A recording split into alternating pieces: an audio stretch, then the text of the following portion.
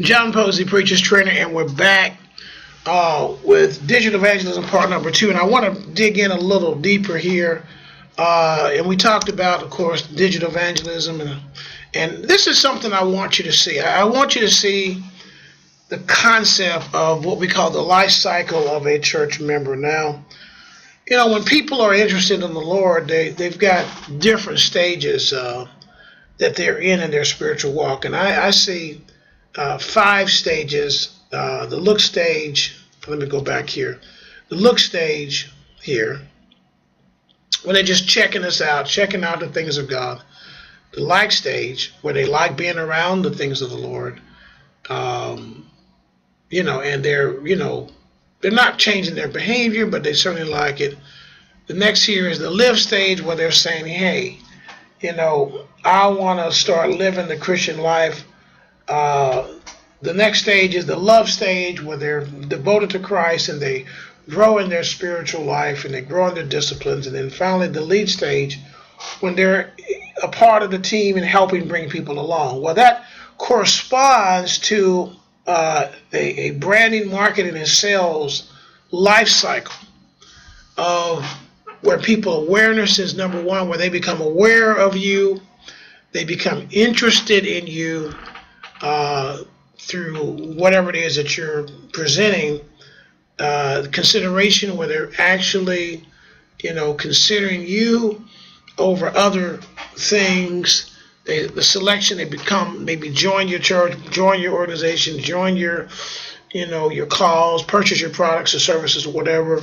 Satisfactions, where they're, you know, they're using whatever you're teaching or training or presenting, and they love what you're doing. They love the impact that it's making on their life. The advocacy is now where they're willing to be, you know, committed to you and actually help share your message with other people. We would say inviting people to church. And loyalty is when, you know what, you walk on water, and they're just absolutely going to help you. So we would term this in the digital world branding, marketing, and sales. And the ideal here is there has to be an approach that you work with. This is what we call client audience-centric approach engagements. You've got to have a way to measure where people are in the process, whether you're using the awareness, interest, consideration approach, or you're using the look, like, live, love, lead stage approach. In any case, you really need to know where people are so you know how to effectively move them through the process. We would say move them through commitment and discipleship. In the world, they would say move them through, you know, a life cycle, or engagement as a client. So technology plays a role in helping people do just that.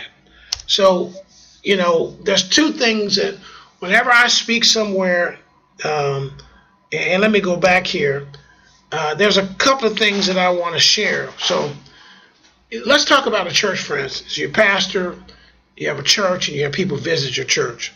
What do you do with that? Well, most of the time, you get visitors stand up. A lot of churches do that, which is a mistake, by the way. That's another conversation, because people want to be anonymous. They don't want to be singled out like that. But whatever, you know. But the thing that's the main thing is you usually want to get their contact information in some way. Not getting the contact information from a person who visits your church is irresponsible, and it shows a poor stewardship. Why is God going to send somebody to you and you're not even going to get their information so you can follow up? I mean, if a person comes and takes all the time to visit your church, don't you think you should do something about how you should reach out to those people? If they take all the time to pass all these churches and come to you, God is drawing that person in some way, and you should reach out to that person, because the reality is that 10% of the people are going to make the decision to get involved in whatever you're doing or offering.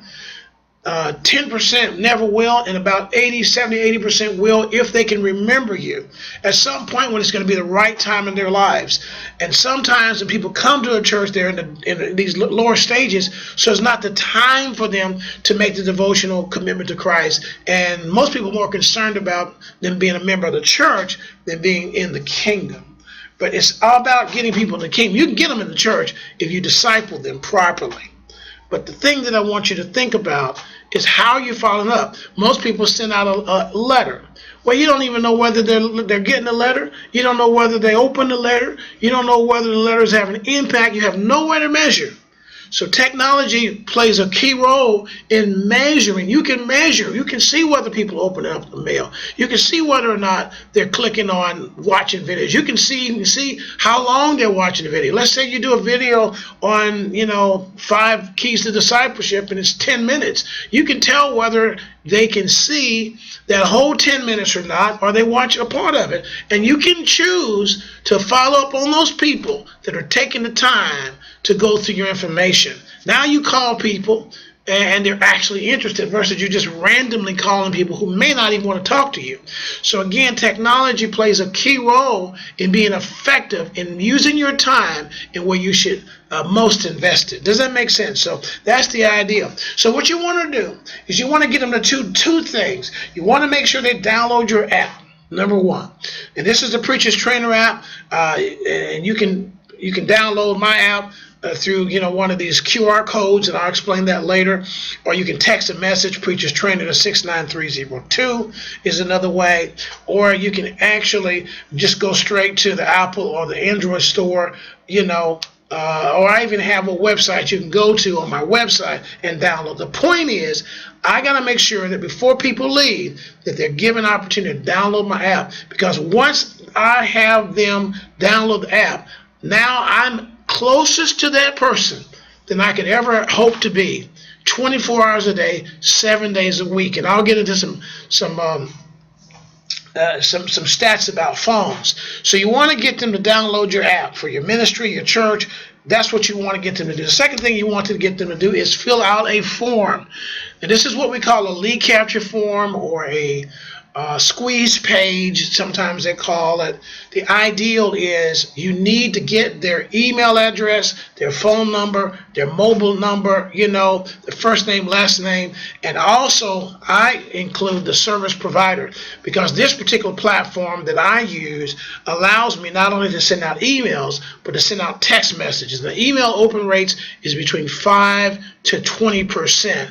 In the average open rate. Sometimes you get a little more, depends upon how you say things in your subject lines, whether you include video in it or not. All those kind of things do make a difference in how they open it up. But generally speaking, 5 to 20% is the open rate for email. Now, text messaging, however, you get a 97, 98% open rate on text messaging. So you should do both email marketing and text messaging combined along with the app. So you want to make sure they're in your database, because you want to segment. It's called segment your list. You want to be able to know if you got 1,000 people on your list, or 2,000 or 5,000 or 100,000, you need to know what people are interested in. How many of those people are interested in marriages? How many of those people are interested in children? How many of those people are interested in teens? How many of those people are married? How many people are single? You got the demographics of the list. They have different things. So just sending out a blast email, general, is just not smart email marketing. You need to know what people are interested in, what kind of subjects that they're interested in. And when you have them in your list, then you can start testing that list. And we use the term a trigger. Those are some other terms we can talk about later. But you can actually begin to understand where these people are and where they are in the process. Because you may have 1,000 people or 10,000 people, but how many of those people are interested, and where are they in the process that I mentioned earlier? Awareness, or look stage, like stage, live stage, love stage, awareness, selection. I mean, where are they in the process? So this helps you to understand that. So you want to get them to do those two things: download your app and fill out a form. And it's very easy to do this. So let's say you're at church, you get people to download the app at the church. You say, now go over to the bookstore and we'll give you a free something. Now when they get to the bookstore, show that they have the app on their phone, and then within the app itself, like mine, I have a VIP list, fill out that form, and once they fill the form out, then they get something free. Or if you're a speaker and they can go over to your table. Same thing. Maybe it's a book. Maybe you've written a book. And if you write a book, you need to get people to buy the book. And you need the message is important. So get them to fill out a form, download the app, and fill a form out and give them a discount on the book or sign the book or, give them a free book. But do something to incent those people to get those things done. And once that happens, now you have a way to follow up on them.